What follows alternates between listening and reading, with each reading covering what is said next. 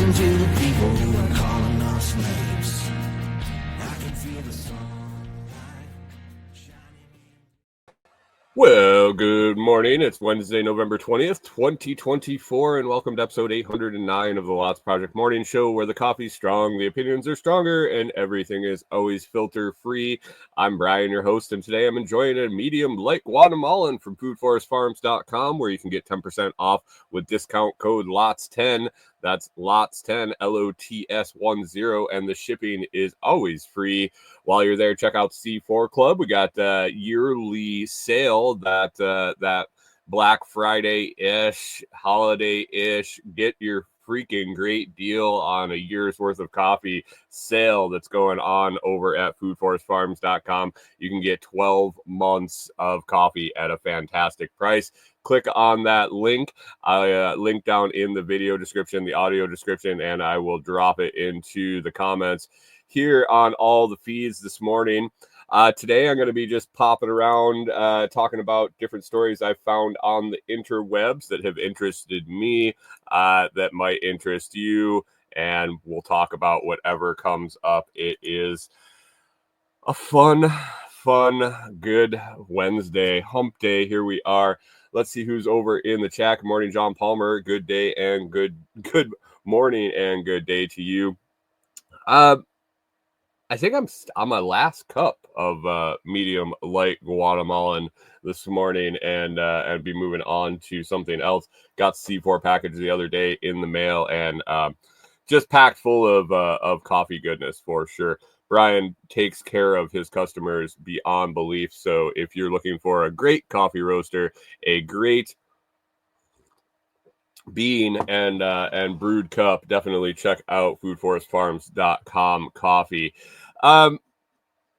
Yesterday I mentioned the TikTok that I had go out, and that I just randomly, well, I had been thinking about it for a while, but I finally talked Corey into helping me as we were packing up the cabin. Take the minute to step back and record a video, and it's doing okay. It's doing okay. I'm not some big TikTok star like the Backwoods Butcher or some of those guys, and getting millions of views on my stuff. But I was trying to push up to 1,000 subscribers to start messing around with the live feature on TikTok. And it happened. It happened. So that was nice. I posted that video up, and currently, as I checked before the show, it's sitting at about 96,000 views. So nice. It went a little bit good there, and popped well over 1,000 subscribers. I think that video is rolled me in 65 extra subscribers or something. So that was really nice, because I had been teetering on less than 50, like over 950 followers or whatever they're called. I think they're followers over on TikTok. I've been sitting at about 950 or more for quite a while, and finally had one video pop them over. So posted in the Telegram group yesterday. If anybody has any ideas on what type of live to mess around with over there, I'm taking ideas. I'm brainstorming ideas. I'm not really sure what direction I want to go with it. If I want to pursue it that much, how much time I want to put into it, and the content I want to put over there. But it's got to be something that fits into the schedule and doesn't really disrupt anything. I had somebody, let me see. Blueberry over in the group suggested that I do live product demos after I do my Amazon videos, and I love the idea. The only problem is good morning, Mike's Homestead. Nice to see you. Thanks for popping in. Good morning, Hunter over on Twitch. Thanks for rolling in. I love the idea of doing the live product demos over on TikTok after, but currently good morning, Gabriel Pro 96. Thanks for popping in. Good morning to you. I I do my Amazon videos out at Delinquent Scully during the week. So Corey's got the internet here. John Palmer says, "Wow, it didn't even start playing until 5 minutes after." Oh, so YouTube didn't turn the feed on, or StreamYard didn't turn the feed on. Are you real time? I'm looking at the clock. It's 6:06 Central. Are you real time, or is everything 5 minutes behind on the comments? That could get interesting if I have to reply to comments that I about stuff I talked about 5 minutes ago. I don't remember what I talked about 30 seconds ago, let alone 5 minutes ago. So that would just be a shit show. I could probably just shit here. I could just shit here for 5 minutes and wait for everything to catch up. Gabriel asked if I stream daily. Yeah, Monday through Friday morning, 6 to 7 ish Central. I usually roll till like 7:15 ish, but always start right up 6 a.m. Central every Monday through Friday. And yeah, appreciate you being here. Where are you at? What brings you here? Since when have you been on Twitch? I don't know. I signed up for Twitch a long time ago. I use StreamYard. I use StreamYard as a streaming service, and it had a boatload. I could go to like 7 different locations. So one of my community members said you should pull up, you should send it to Twitch. So I click the button and it sends to Twitch. So I think it's been 2 years. I think I have like 4 followers or something over there. You're from West Africa. Well, welcome to the TheLOTSProject morning show, streaming live from West Central Tennessee. I appreciate you stopping. Hunter says Gabriel's gonna offer to help me grow. Oh, Gabriel, how nice of you. How are you planning to help me grow? And what part of me will be growing? Because I've had solicitations from all sorts of different people online, and some help parts of me grow and others help parts of me grow. Mike's Homestead lets me know that the video is on time. It just started late. Fantastic.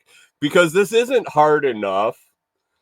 I get to deal with fucking YouTube and StreamYard and all these things. Just being a pain in the ass. Just being a pain in the ass. Anyway, TikTok Live. I like the idea of doing the live product demonstrations, product videos. But the internet problem. I have an internet issue. And the weekends, really this past weekend was the only weekend that I really did a lot of videos, and it was because it was the coffee stuff, and it came in on Friday, and I can't sit around. I film my videos at the cabin, and I can't go out there in the middle of the day during the week and drink a bunch of coffee. I get all wound up enough doing it in the morning. So I took the time in the morning while we were there to have a couple extra cups and test it out and record some videos. And I'll probably end up taking the equipment out. I've been using it this week so far. After my morning French press, I've been making an AeroPress, and yesterday I made a final press. Mike's Homestead says, not sure it was late, but I did have to seek the show this morning. I don't know what it is about social media sites and platforms that are like, oh, make sure you get your subscriber count up. Make sure you get your follower count up. Make sure you get people to follow and like your stuff. And then they don't show it to anybody that does.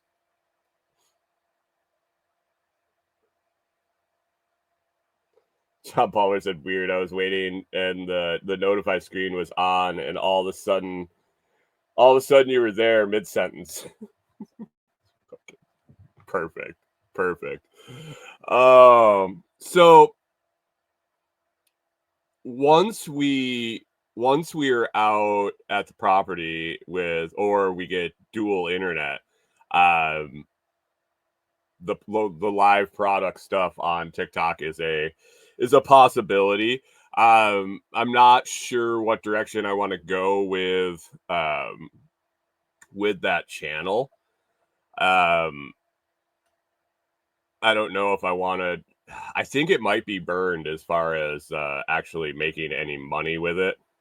I'm not sure. I have to look into the settings and stuff. It might just be a fun little side project. Might be a fun little side project to see what happens. I'm not sure. I'm not sure yet. But I did like the idea of doing the live product demos. I was thinking about possibly doing a pre-show to this where once I get up and make my cup of coffee, sit down, read Daily Stoic, I can fire that up. Somebody suggested a 2 or 3 minute post show. The problem with TikTok Live is you gotta go for a while to make it worth it. Can't just like turn it on, turn it off. It takes a while for it to set into the rotation for people to join in. Once they join in, whether they stay or not,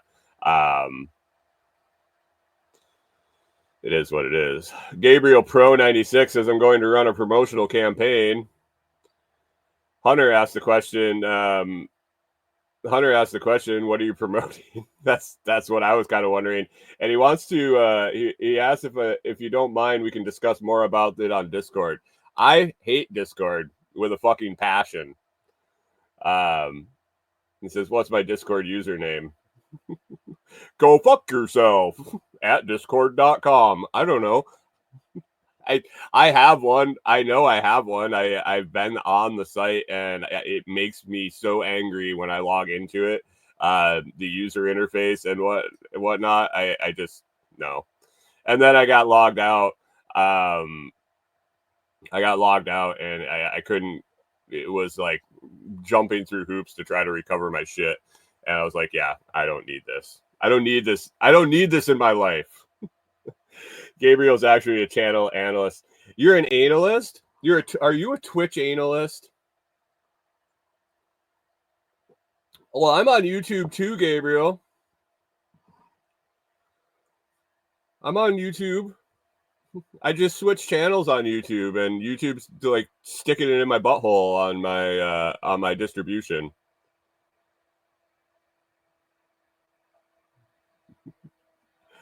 Hey, Hunter, you mind letting Gabriel know what I think about promoters?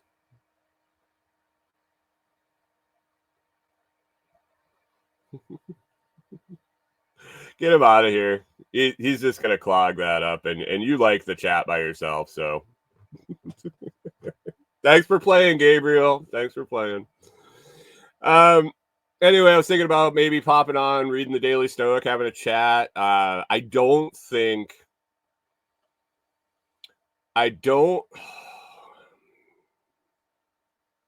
Now, here's the deal. I don't purposely try to talk about bullshit. I don't purposely try to talk about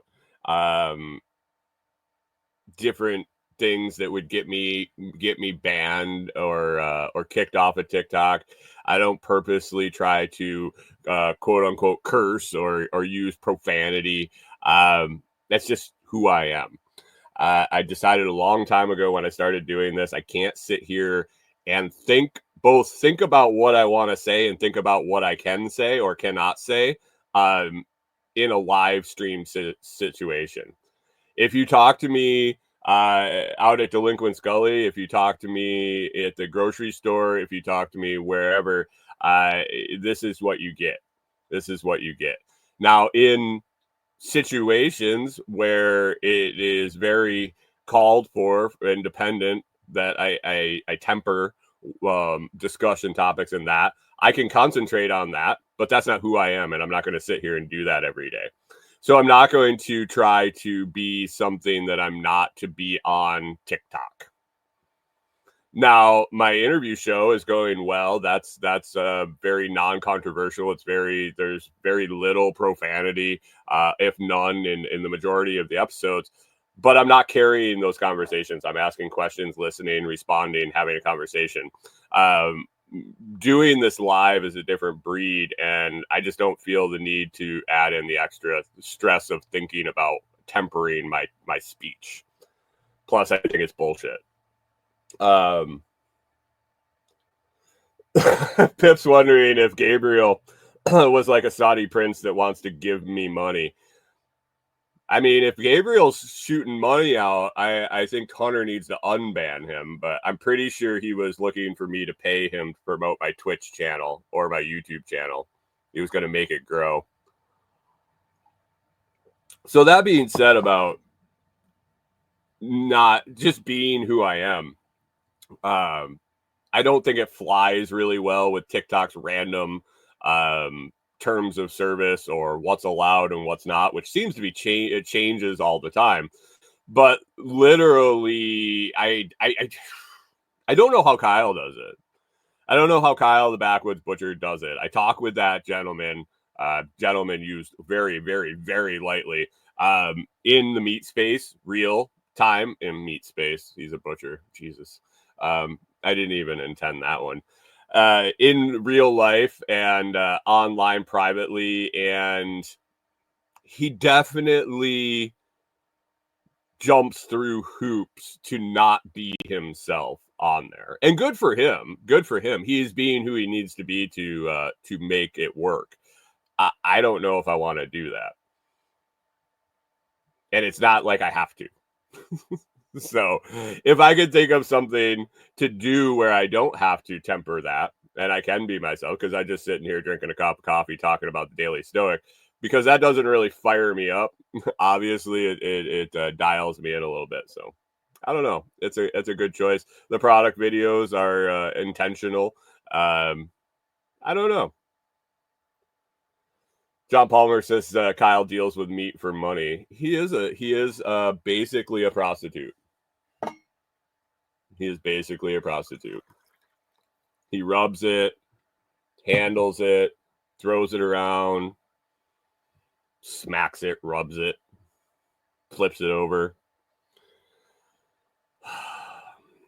Yeah. That, like, I don't know if I can follow. I don't know if I can find the rules. I don't know if I can take the time to dig in to figure out what I can and I can't say. Why are we in a place that we have to do that? I don't know. But anyway, that's a possibility that's coming up. I might I don't know. There's several different options. Now, that being said, if I get a tutorial for somebody on the Hunter says his grinder vids. Yeah. He's got some stuff going on with some vegan right now that is kind of funny. It's kind of funny. I don't know. I don't understand. It's not that I don't understand. I don't understand what he's doing there. The draw of the videos, a lot of the videos to that crowd, it's just not my type of content. I'm just like, meh. Pip saying I'm still waiting for Kyle to start a meat cooking channel.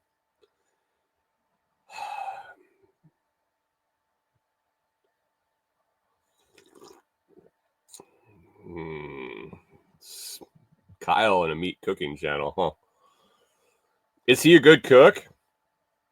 He's never cooked for me, so I don't know. I don't know if he's a good cook or not. So anyway, so that's good. 96,000 views on that little video, and I'm hoping it goes over 100,000. That was my goal. Actually, I sent it to Kyle the other night.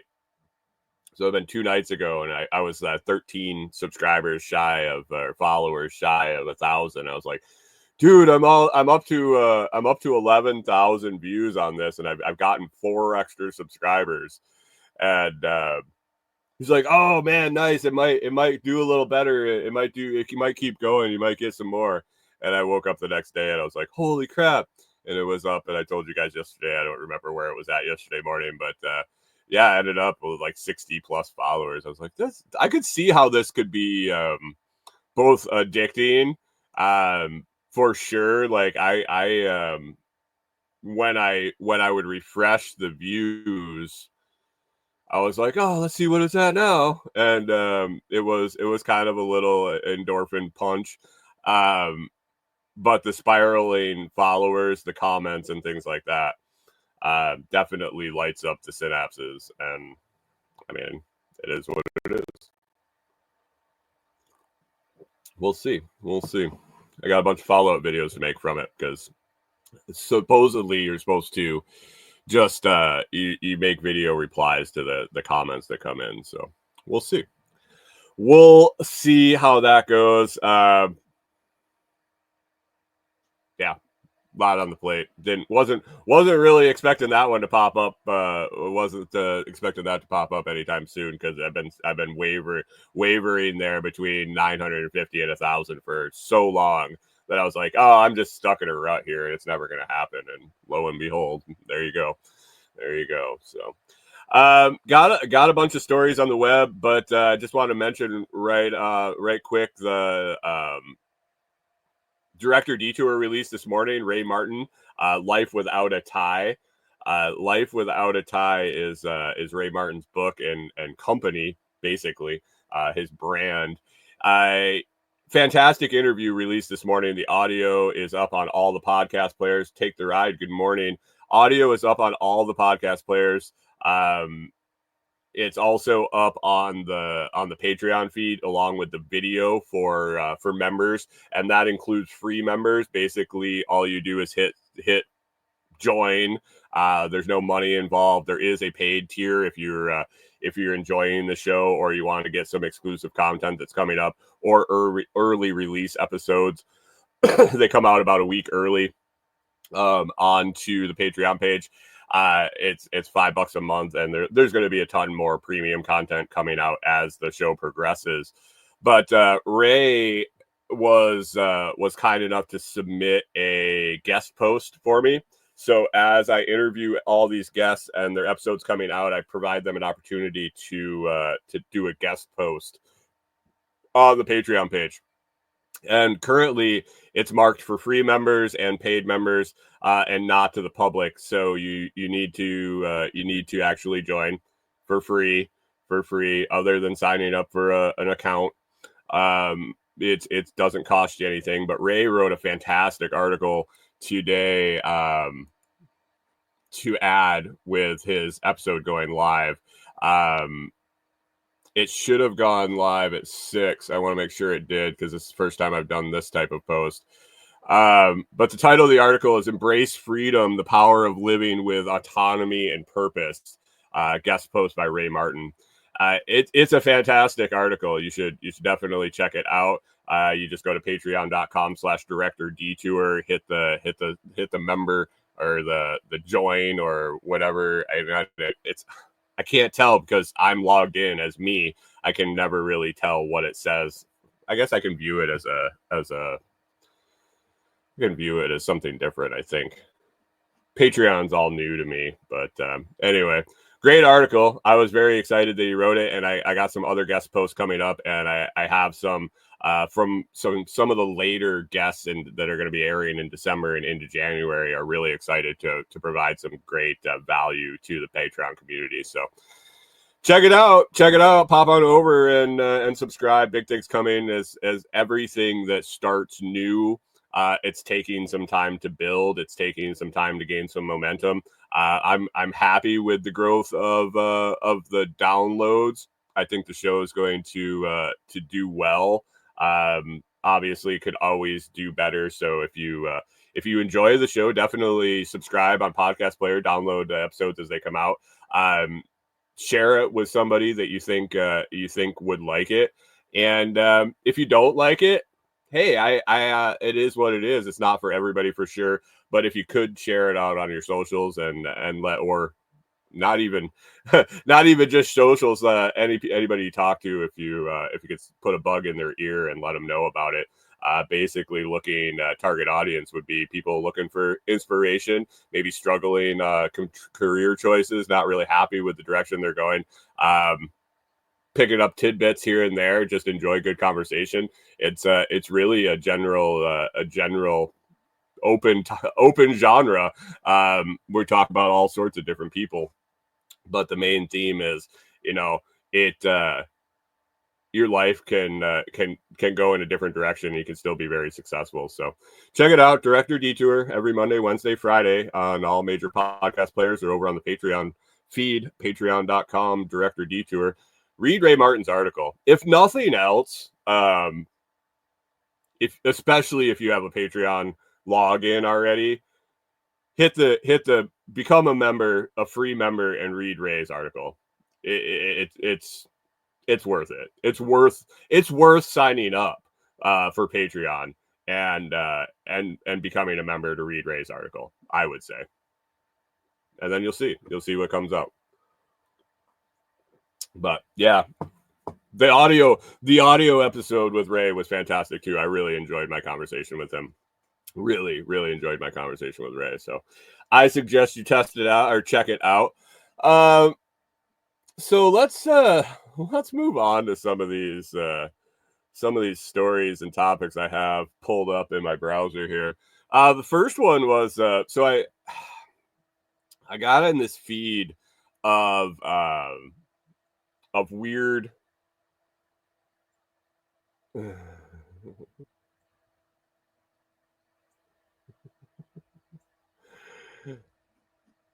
John Palmer says, I'm looking to change mine to retire. I just can't afford to yet.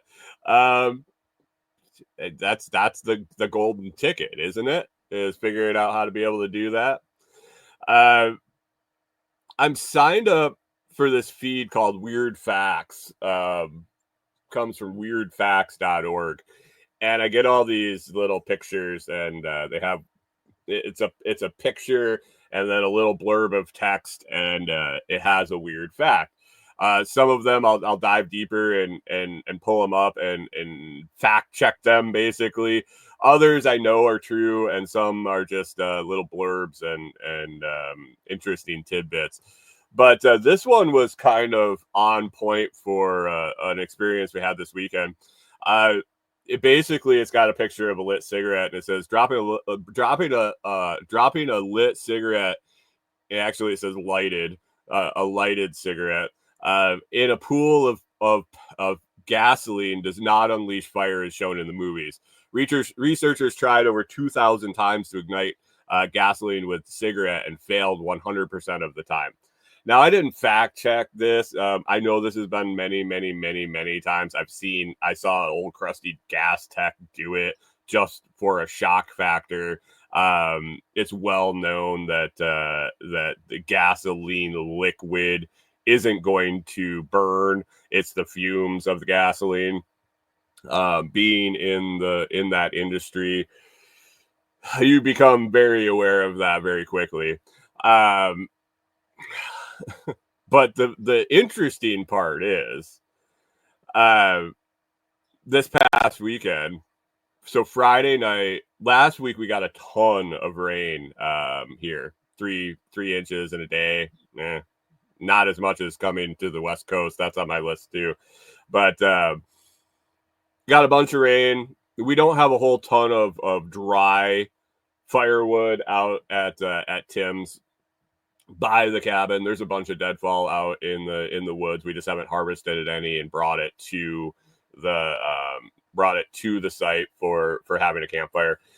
It was kind of chilly, and Corey wanted to fire up the fire because it gets so dark early.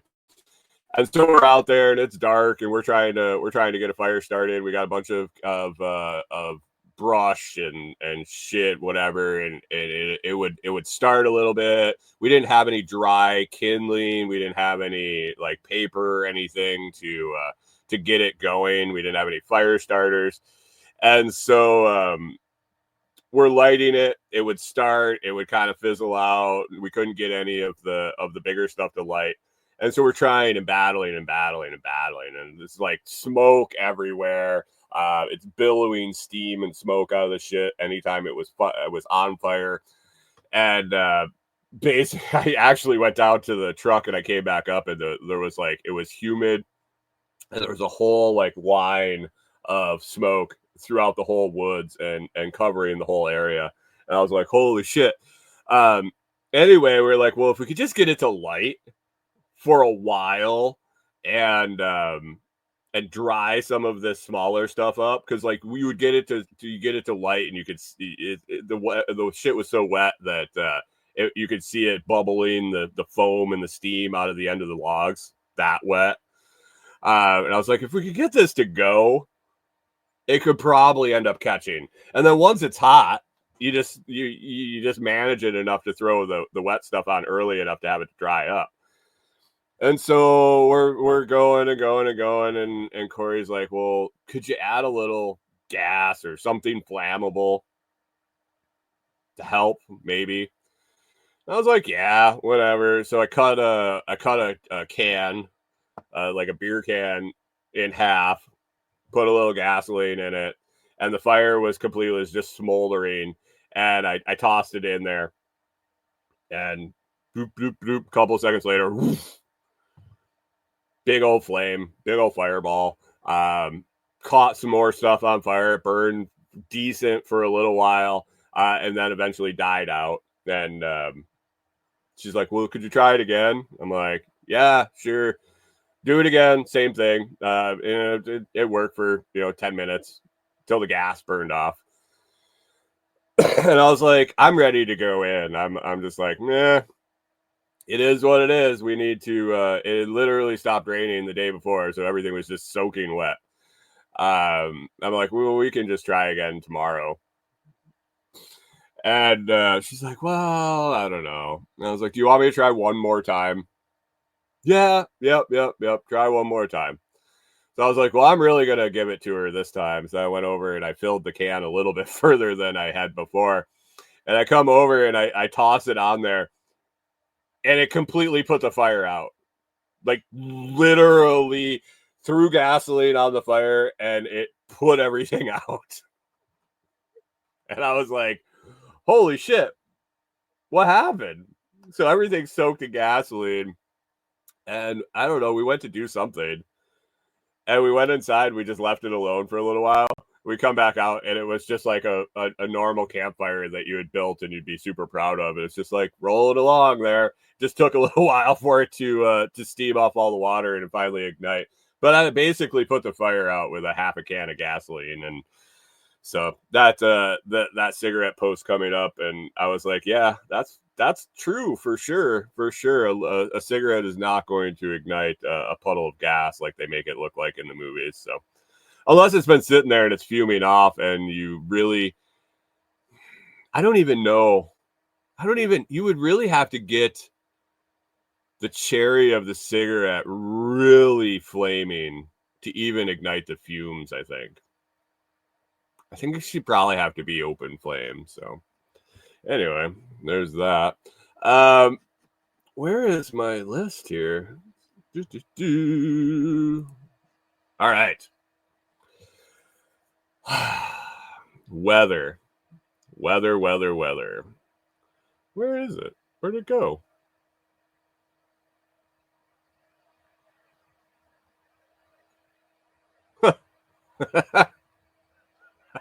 I swear. I don't know what's going on. I had a whole article about the super cyclone. Oh, here it is. Map shows once in a decade bomb cyclone to set to strike like a hurricane. Looks like the West Coast going to get bombed, guys. A rare bomb cyclone. we talked about this on the show before. Where are these terms coming from? Where are these? Did we get to a point where like snowstorm was not good enough and we just needed to be outrageous and we started calling things bombs, cyclones, and shit like that? I don't remember these terms from when I was younger. Regardless, a rare bomb cyclone has formed in the Pacific Ocean and threatens to hit the U.S. West Coast with the strength of a hurricane. The strong storm system, packed with powerful winds and heavy rain, will combine with an atmospheric river as it heads towards the Bay Area of Northern California on Tuesday night. An atmospheric river, which is a band of moisture from the Pacific, is expected to dump a month's worth of precipitation in just 3 to 4 days. The hardest hit areas are expected to be north of San Francisco. The phenomenon, also known as bombogenesis, what a scientific term. Some asshole is sitting around in the weather department and he's like, guys, we need to really get people to pay attention to this one. Let's call it a bombogenesis. Could intensify so rapidly in the Pacific Northwest that it is potential to become a triple bomb. Oh my God, a triple bomb. That is 3 times the strength of the regular bomb cyclone, according to the National Weather Service in San Francisco. So we logically said that a bomb is strength A and 3A is a triple bomb.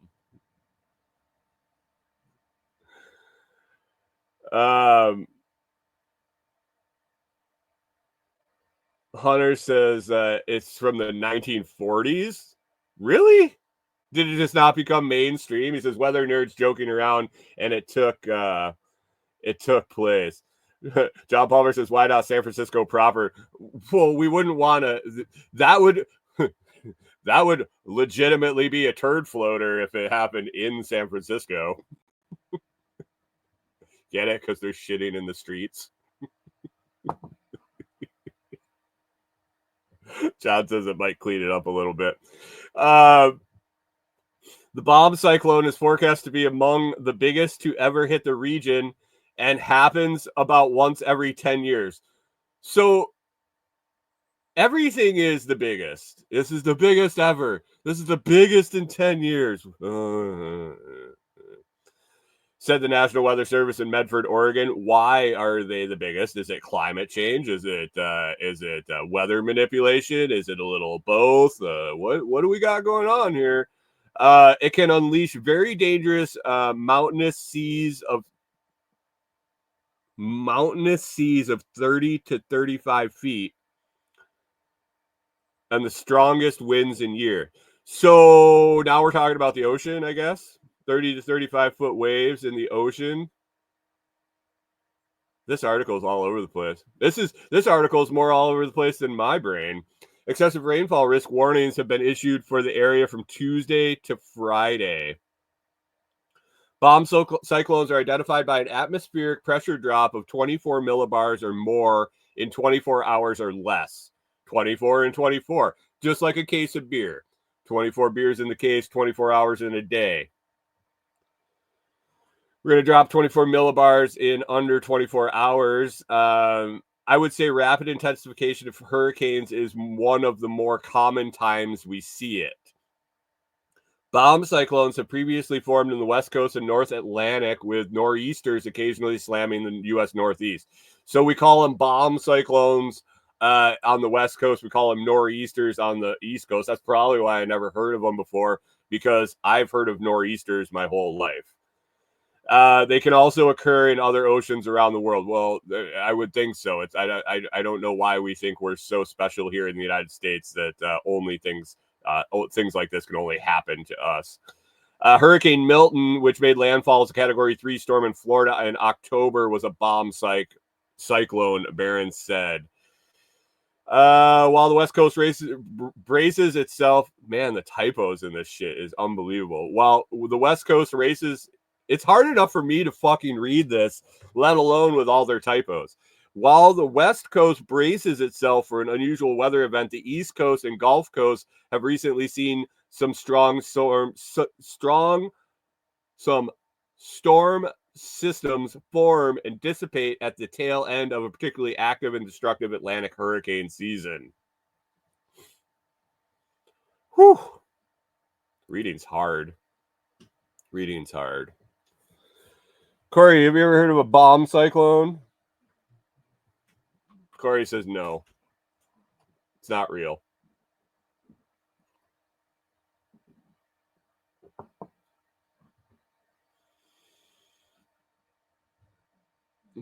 John Bummer says bomb cyclone sounds like bull crab. I'm pretty sure he meant bull crap. What the hell is with the typos? Anyway, northwest is gonna get pounded with the rain.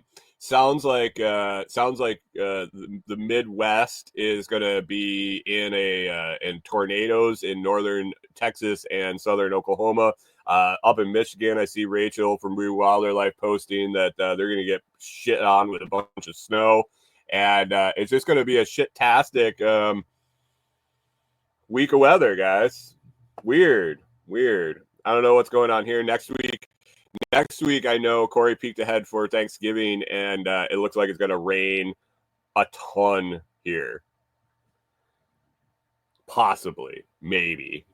Yesterday, we got a bunch of rain that wasn't even expected, and it was raining, and it wasn't even on the radar. Like, you pull up the radar, and you can see where it's raining. It's pouring rain outside, and the radar over top of us was clear. So I don't know what's going on. You guys want to talk about going to capture an asteroid? NASA sending a mission to capture asteroid worth 10 plus 19 zeros. No, 10 plus 18 zeros. 19 zeros all together. A 1, a dollar sign, a 1, and 19 zeros. You guys know how much money that is? That's a lot of money. I like money. That's a lot of minuses. $10 quadrillion is what that is. A 10 plus 18 zeros. $10 quadrillion. NASA sent a rocket to probe, and I'm guessing it's just a ball of lead, but they're figuring by the time they get it back to the U.S., inflation will make it worth 10 quadrillion U.S. dollars. Wait, no. NASA sent a rocket to probe an asteroid worth $10 quadrillion that could hypothetically turn every single person on planet Earth into a billionaire. We just need to print enough money to give it to them all. Into billionaires just over a year ago, and its employees have said so far everything is going as planned. The asteroid is called Psyche, and it's found in Psyche, and it's found in the main asteroid belt between Mars and Jupiter. It has so many rare elements and minerals that if it were harvested and valued on Earth at the current rate they are, it would be worth $10 quadrillion. Quintillion. Excuse me. 10 quintillion. Quintillion. I don't know. Once I get over the billions and the trillions, I'm lost. Which is many, many multiples of what the world's economy is worth. So here's my the first thing I think about.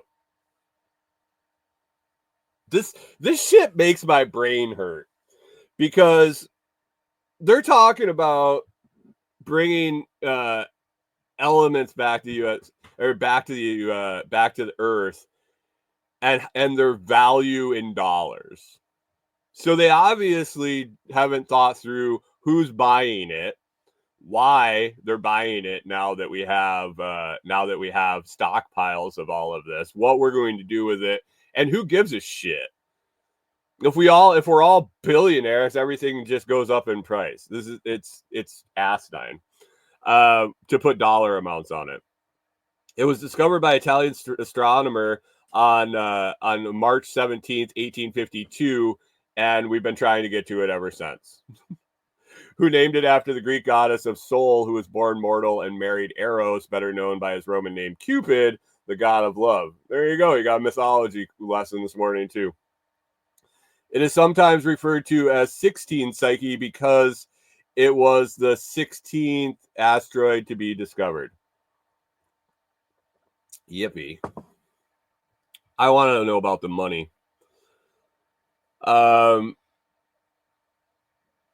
reason for its genuinely unfathomable worth is that it is believed to be made up of elements including platinum and palladium, which are essential to cars and electronics here on Earth.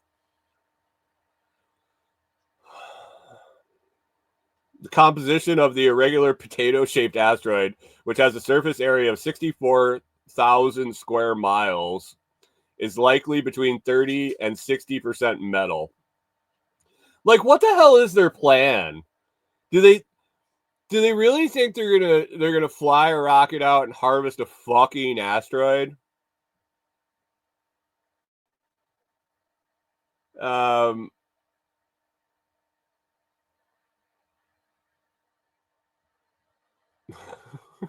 NASA successfully launched a rocket to travel to it on the 13th of October 2023.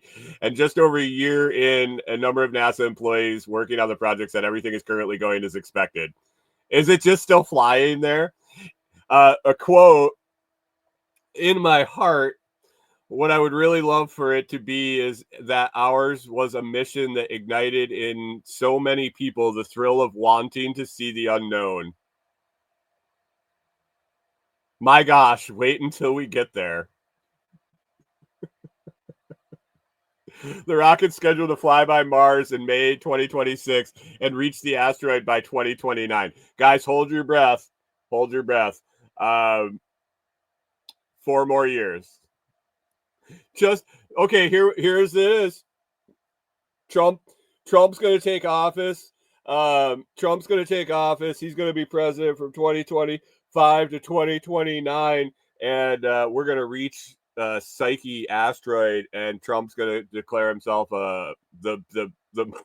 he's going to be king, and he owns all the 10 quintillion dollars from the asteroid. That's how this is going to play out. What a waste of fucking article. Oh, man.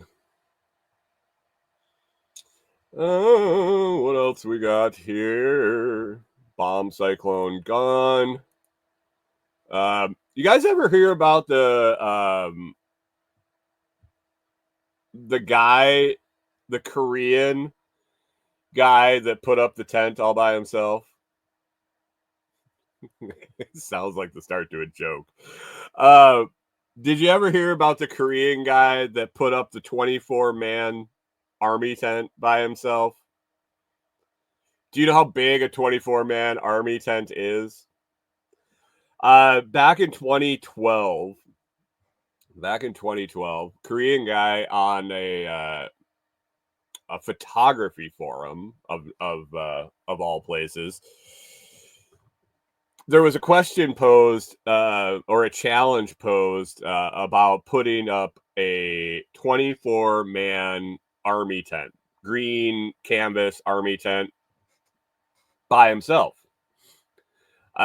He said he could do it, and no one believed him. And he said, "No, I can do it." And so somebody called him out. Pip says, "Who's pitching a tent?" Right? The headline actually said, "Korean dared to pitch 24-man tent alone." That's probably why I clicked on the article. I was like, "Huh, weird Korean porn." I guess it didn't say Korean man in the headline.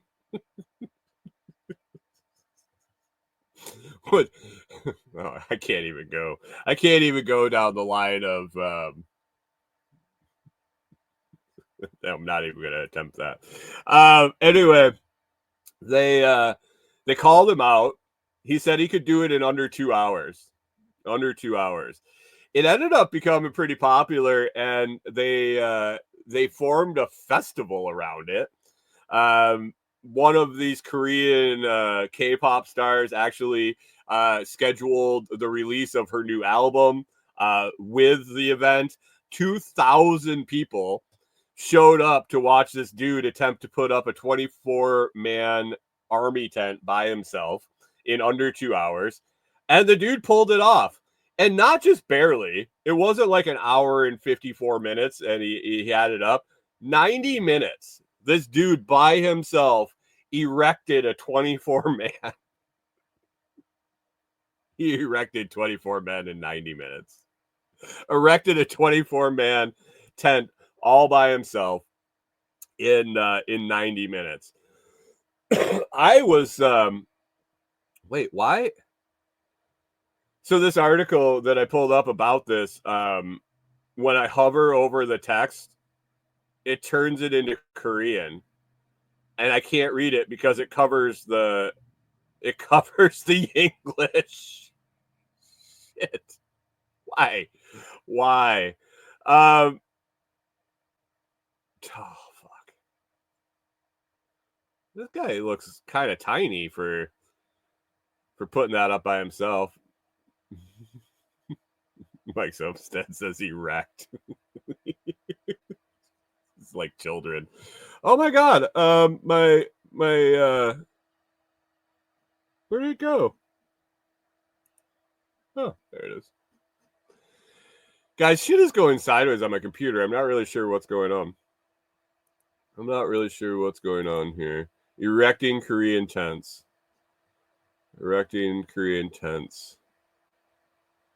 You guys, I can't read any of the article. It's just turning it into Korean. You guys know what the kettle war is? I gotta move on to the next topic. You ever heard of the kettle war?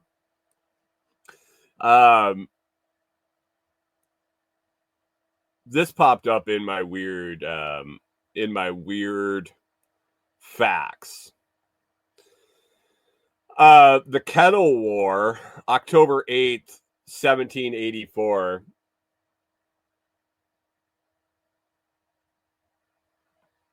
John Palmer says you didn't think actual adults were watching, did you? In age only. You're all mental midgets, including myself. The Kettle War, October 8th, 1784, is it was a one-shot war. And you would think it was like a little skirmish between a couple of small armies or something like that. On October 8th, 1784, a peculiar historic event occurred. This day marked the Battle of the Soup Kettle, also known as the Marmite War. Marmite is being a kettle, not a yeast product. The Kettle War and the Boiler War. The Dutch refer to it as, oh my god, I can't read Dutch. Basically, the Roman Empire was coming up to invade northern Netherlands, I believe is what they called it at that point. Things had been kind of broken up. Holy Roman Emperor and Spain. Okay. This is the whole backstory. This article kind of went sideways when I opened it in the browser as opposed to my phone. Basically, they went back to claim the northern part of the Netherlands. And in one shot, the Holy Roman Empire, the Romans were out on a ship. The Dutch... John Palmer says, I hear you, fellow Mongoloid. I'm down with it. The Dutch fired a cannonball at the Roman ship, and it hit their soup kettle. And I don't know what the significance of that was. I haven't been able to find it in either article that I read through all the other stuff. But basically, they hit the soup kettle, and they called it off. They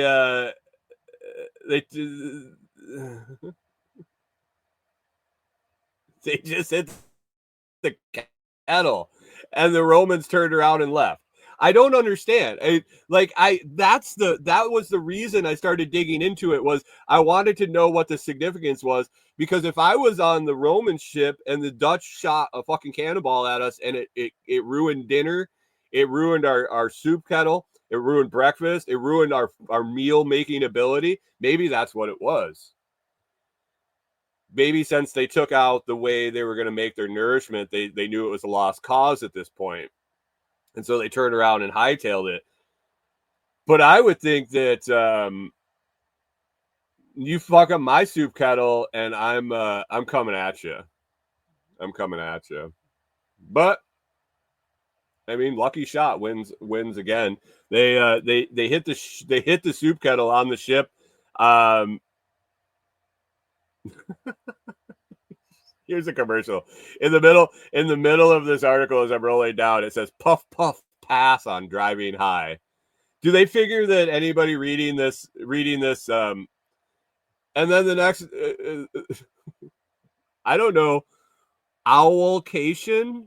Have you guys ever heard of owlcation.com?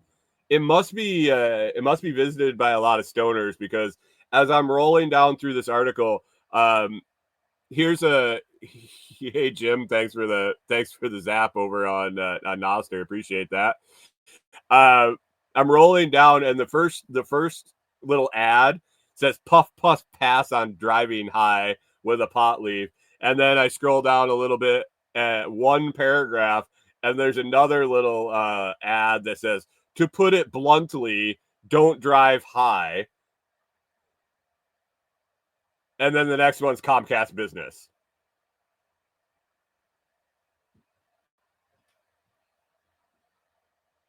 John Palmer says an army marches on its stomach, but it was a Navy. The ship was full of seamen.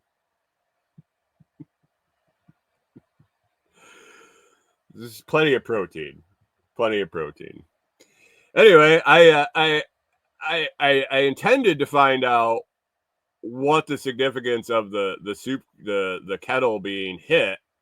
Maybe they just figured it was a lucky shot and divine intervention or something. But I've read 2 articles now that they all say, yeah, they hit the kettle with one shot and it ended the war, or it ended the battle. And I don't know why.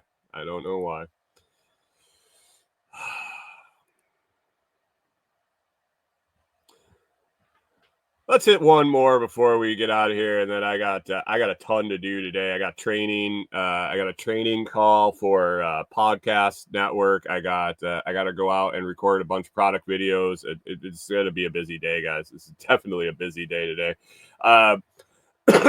FBI.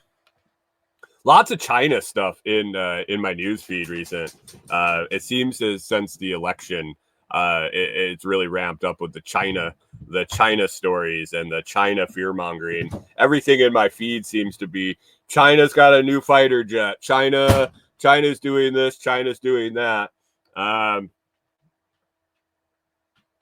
don't know. Anybody else seeing lots of China stuff? Anyway, this article says FBI issues urgent warning after Chinese spy house located in Houston.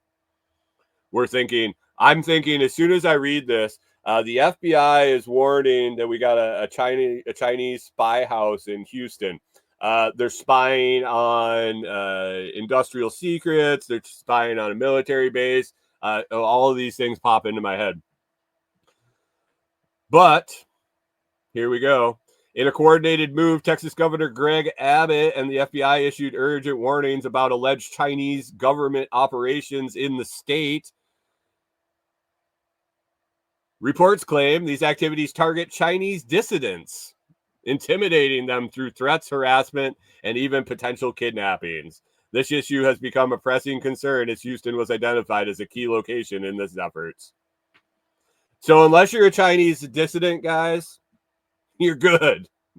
We're gonna throw up a news article, and so the passerbys reading the headlines, the passersby reading the headlines can just go, "Oh my God, the Chinese are spying on us."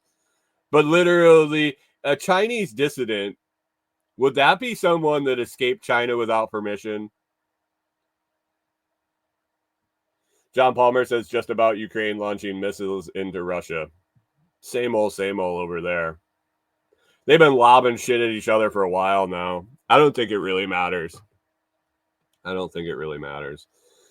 But no, nothing to be worried about unless you're a Chinese dissident. I'm looking at the folks in the chat, and I don't think any of them have anything to worry about either. What is wrong with the news these days? I don't get it. Well, Canada finds remains of UFO shot down by U.S. fighter jet. That turned out to be a nothing burger, too. On February 12th, 2023, a U.S. fighter jet, F-16, shot down a UFO. Did you guys hear about that? No, you didn't, because it was kept secret. The unidentified flying object fell into the waters of Lake Huron, which is located in the border area between the United States and Canada. According to the Canadian police documents, the wreckage has been found, recovered, and analyzed. They analyzed it with nothing dangerous detected. Debris is a quote from the Royal Canadian Mounted Police. Debris has been recovered from the shores of Lake Huron, but after careful analysis, it was determined not to be of any national security concerns.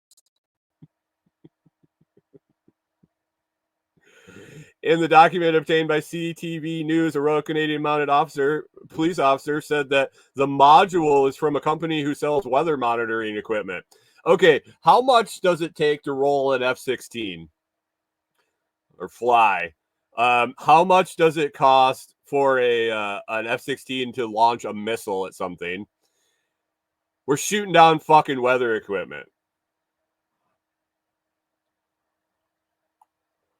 He also explained that it would be analyzed to determine if there was anything unusual about it, although he said he did not believe there was anything that this was the case given the size of the object.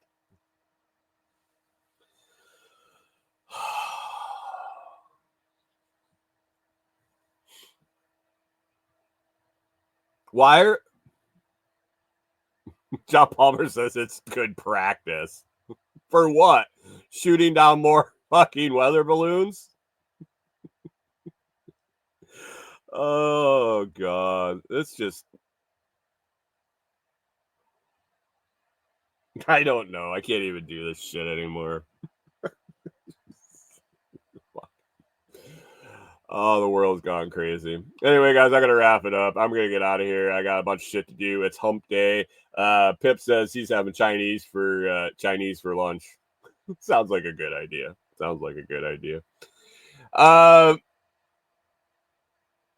Anyway, guys, I hope you have a fantastic day. I hope you get everything done that you hope to. You make a little list and you knock everything off of it. You get it all done. You have a fantastic hump day. Throw some humping on there if you have the equipment and the resources to do so. Have a great day, guys, and we will catch up with you tomorrow.